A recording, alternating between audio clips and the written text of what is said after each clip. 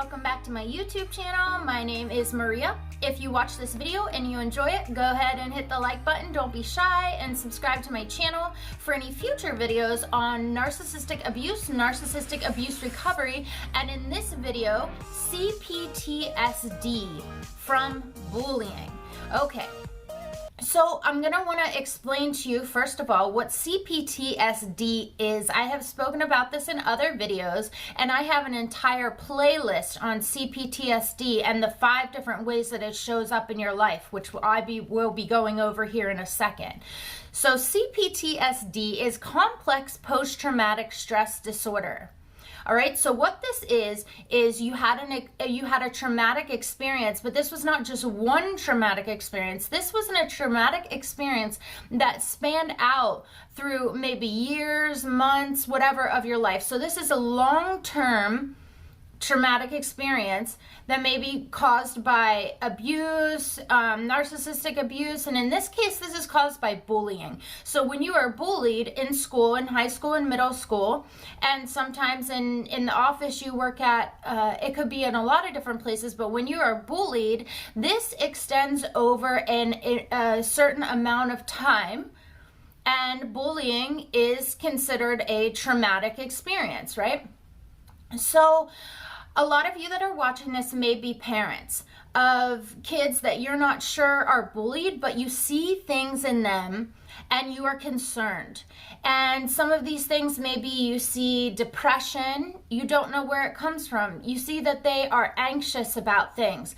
They are down on themselves. They speak to themselves in a really negative way. They stay in their room. They isolate themselves. They don't want to be in social environments with other kids. It makes them nervous and anxious inside, and you don't know where this comes from. So you decide that you want to take them to a psychiatrist. So when you go to the psychiatrist, you explain to them what these different things are that you see in your child. I want to explain to you that when someone goes to med school, there is something that psychiatrists and psychologists learn from. The book that they learn from, the book of diagnosis, is called the DSM. So the DSM is the Diagnostic Statistical Manual of Mental Disorders. In the DSM-5, there are 297 disorders that they learn about, right? So one of these disorders is PTSD. And you probably have heard of this, post-traumatic stress disorder. So this would be, for example, someone goes to war, there's a terrible traumatic incident that happens, maybe a bomb goes off, and they then, in the future, at some point, they have flashbacks, and the flashbacks bring them back to that time when this incident happened. There is a visual that comes into their mind, and they then feel as if they are back in that instant. However, they're not. They're in another time now, but they feel as if they think that they are back in that isolated incident. So in the DSM, psychologists and psychiatrists are learning about PTSD. However, unfortunately, C-PTSD is not in the DSM as of now. So when they go to med school, they are not learning about this. This is not something that is in the forefront of their mind. So when you take your child in, which I completely suggest you do, and I want to let you know that I do not diagnose, prescribe, I am not a medical doctor. But when you take them into a psychologist or a psychiatrist, they may hear that your child is isolating themselves. They may hear, all these things that are classic depression, anxiety, compulsive thoughts. They may have obsessive compulsive disorder, bipolar disorder, schizophrenia, just anything, okay? Because these are the things that they learn about in the DSM when they are in med school. However, complex post-traumatic stress is a real thing. So what it is there are 5 different ways in which complex post-traumatic stress shows up in your life later on. And this can come from bullying. I normally do videos on narcissistic abuse because this happens over a prolonged amount of time, right, in your childhood. Well, so does bullying.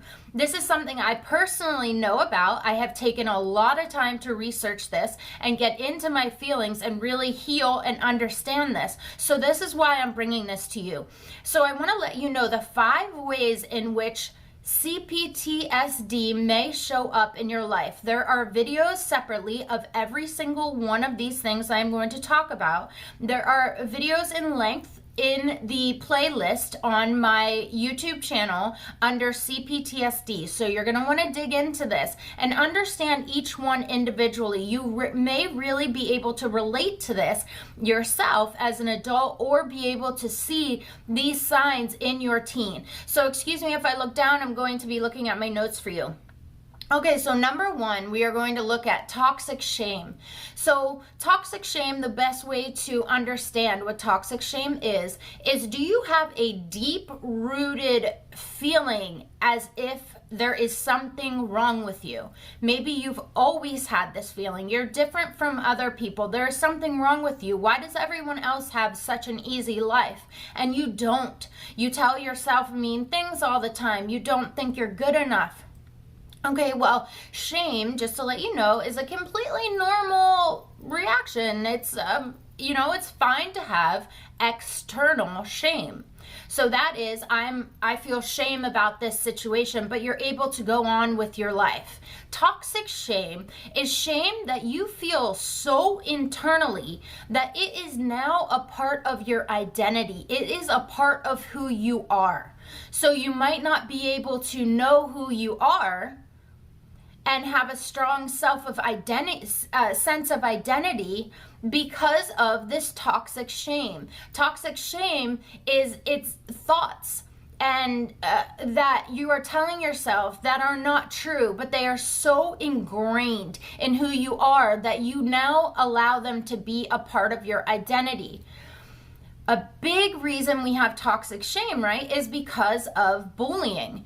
Bullying happens over an extended amount of time, and you are constantly feeling shame over and over to the point where it is so ingrained in your subconscious mind that you have now believed it to be true. Number 2, emotional flashbacks. So like in PTSD, you have a flashback that is a visual. So it's easier to understand, oh, I just had a flashback from my PTSD, okay? So you understand that. When you have an emotional flashback from C-PTSD, what it is maybe you are in a job and your coworker is bullying you. You feel bullied by a coworker, and it's giving you the same feeling that you had when you were an adolescent and someone bullied you. So you feel that feeling, and all of a sudden you have an emotional flashback to the same feeling that you used to have. That comes up and you feel like you are in the same situation that you were in when you were an adolescent. So you may get sweaty palms, you may feel anxiety, you may feel depression, you may have want to flee the situation. And this is all because of an emotional flashback, which is one of the signs of complex post-traumatic stress disorder. Number 3 is social anxiety. I'm sure you've heard of social anxiety. So this shows up in your body big time because a lot of times teens, they want to stay in their room. They don't want to go to the prom. They don't want to go to school dances because they have social anxiety. It might show up as you think they just don't want to, interact with their peers, but really it is so ingrained in them from bullying that they may have gone through that when they go into these social experiences, they may get sweaty palms. They may just get really nervous, really anxious, want to flee the situation, compulsive thoughts. I'm not good enough. That person doesn't like me. These people are looking at me. I'm going to get made fun of. I look ugly. So this is the kind of thing that happens when they have social anxiety in these situations in high school. And because of this, they tend to isolate because it's easier for them to not feel those feelings. But you have to realize that that's something you can do when you're in high school. But when you get to the real world, it is very hard to cover up social anxiety, especially when you have things like holiday parties, happy hours, work get-togethers, family get-togethers, and things that you are expected to attend. It's not as acceptable to have social anxiety as an adult as it is when you're a teenager, right? Makes sense. So number 4 is going to be self-abandonment. So self-abandonment, to explain this to you, is you're basically not showing up for yourself. And by the way, none of these things are your fault. Nothing I am saying right now is your fault. But now it is the time to understand what's happening and to change this, okay? So self-abandonment can come from when you were bullied in school, you were scared to tell anyone. So you either felt like if you told your parents, they weren't going to care or weren't going to do anything, or you were scared to tell your parents because you didn't want them to go to the principal or the school because you knew that the bullying was going to get worse. So you felt emotionally abandoned when you were younger. When you feel emotionally abandoned, like you don't have anyone to turn to, you don't have anywhere to go to, you start to abandon yourself. So you think, I'm not good enough, there is no reason why someone should help me, I don't want to put my burdens on other people and tell people how I'm feeling because I don't want to burden them with that. You think you're not worth it. That is going to be self-abandonment. So you may be this may be showing up with you as well in the aftermath of bullying. And the last one, number 5, is a vicious inner critic. So an inner critic is when you are telling yourself, I'm not good enough, I can't get that job, I'm not smart enough, I'm stupid, I am not pretty, like I'm just not worth anything. So you're constantly telling yourself with these things. So where does a vicious inner critic come from? Anything that you are telling yourself that is negative now, I want you to know that that is a false thought.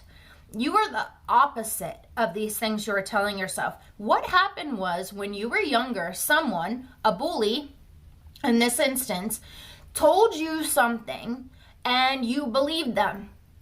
You said, you know what? I am an idiot. And you told yourself that over and over and over again. God, I'm an idiot. Oh my God, I'm an idiot. I'm so embarrassed. I'm an idiot. You told yourself that over and over again until a path was so engraved in your subconscious mind that now your mind just goes to that thought. You understand? So when you're in a situation where someone is being sarcastic or teasing you about something, they're really not trying to hurt you, but in your mind you think, God, I'm such an idiot. Instead of thinking, oh, that's a funny person, or what's his problem? And understanding that that has something that it doesn't even have to do with you, but you're internalizing it because your subconscious mind is so programmed because you believe what that bully told you. So this also can show up like compulsive thoughts over and over again. So your limbic system trauma response is something that's on a loop.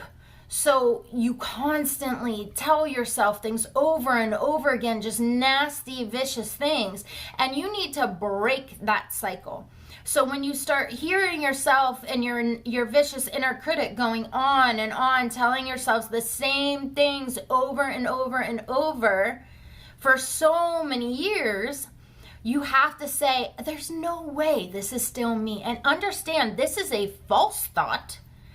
And your limbic system trauma response trauma loop is just going off because your subconscious mind is so programmed to go down that path of this false thought.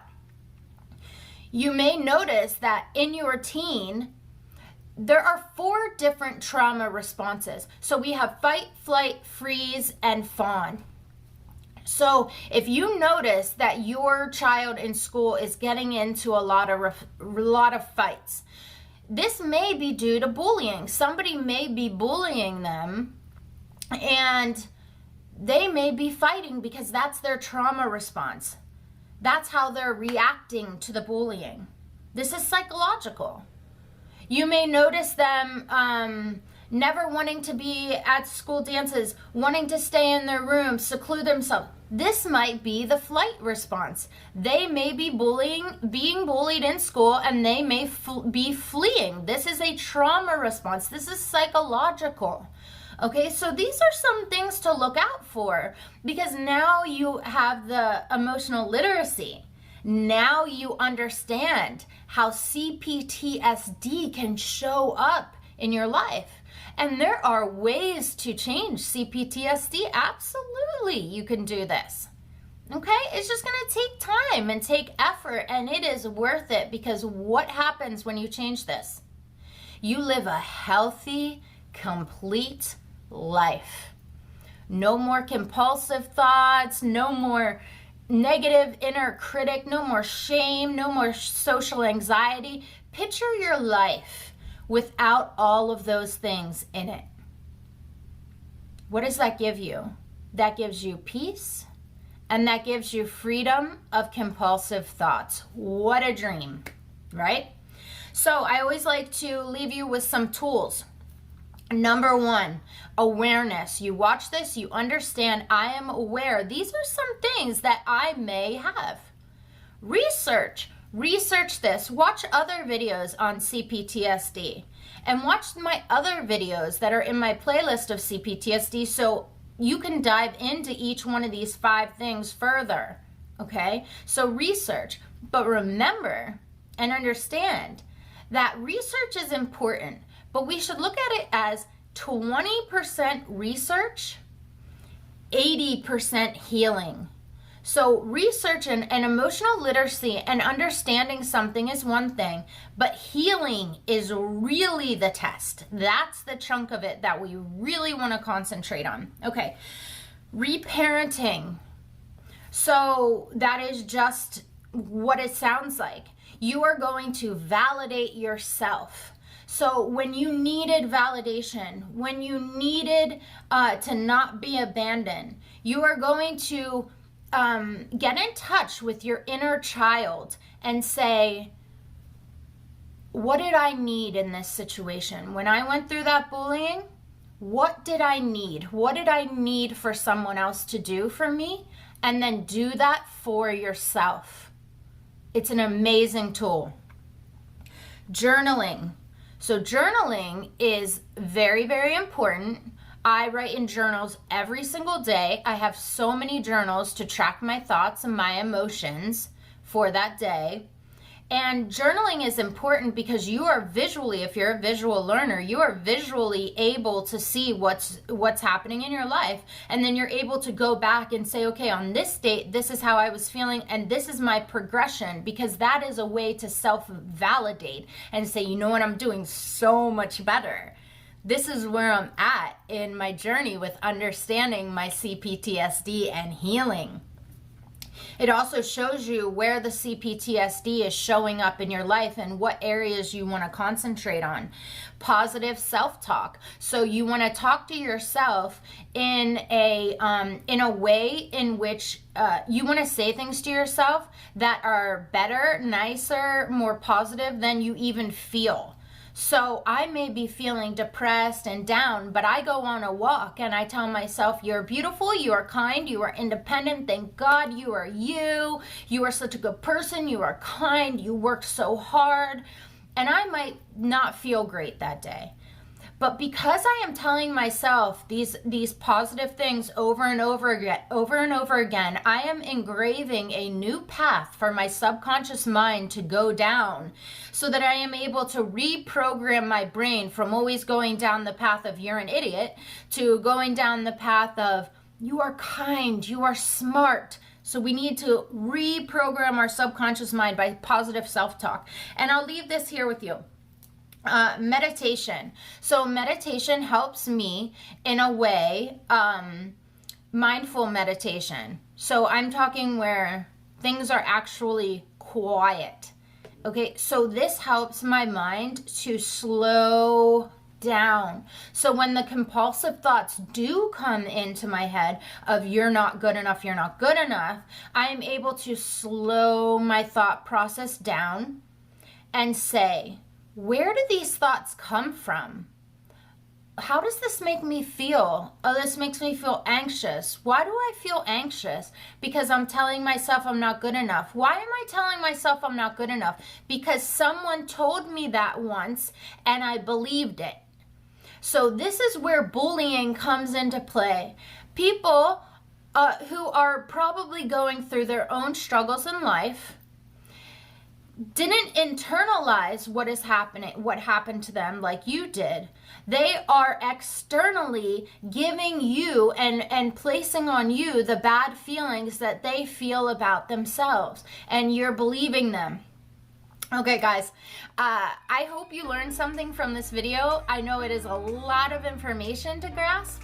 I recommend you talking to a therapist if you are going through anything like this. I highly recommend you learning more about C-PTSD, especially if you are a parent of a child who is showing any of these signs and symptoms. And I have a life coach that has taught me so much about C-PTSD and has honestly changed my life. I will be putting a link to her website in the description below, so I advise you to take a look at it and check it out. Her name is Michelle, and she has a new workshop that is going to be coming up in February 2021, so in a month from now. And in this workshop, we are going to meet once a week, every month. It's a span of a year. You can do as many months as you want. You can even do 3 months, but it helps you by grouping you with other people that also deal with C-PTSD. So you can tell your story, you can get validated. It is amazing. I have taken this workshop twice already, and I will be there for the third one as well. She's a life changer. So guys, I hope you liked this video. If you got something out of it, don't be shy, hit the like button and subscribe to my channel for any future videos on narcissistic abuse recovery, and C-PTSD, guys. Thank you so much. And as always, I wish you all the love in the world.